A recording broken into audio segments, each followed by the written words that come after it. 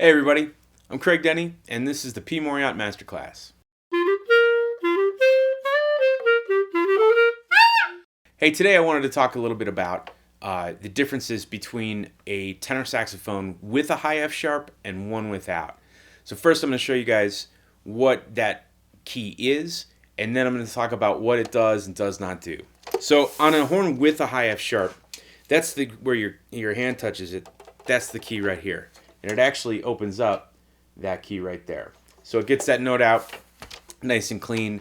Any student saxophone pretty much has a high F sharp at this point. But for some players, it's not really something that they want on their saxophone. So what we've done in P. Mauriat with the System 76 models, specifically the unlacquered model, is that we actually have a version of the System 76 without a high F sharp. A horn with the high F sharp is a little bit more direct sounding. It just sounds a little bit more modern.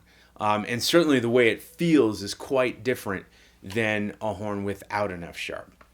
I actually prefer horns without an F sharp because it gives me the type of resistance that a vintage saxophone will give me. And that kind of goes across the board.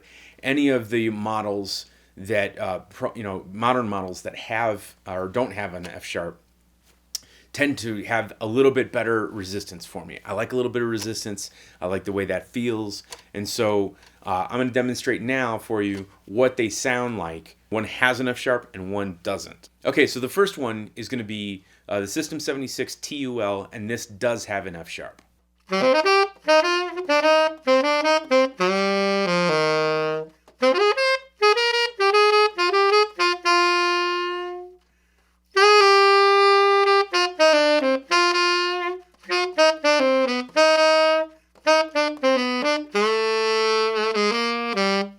And so now I'm going to play the System 76 TULF, and that does not have an F sharp.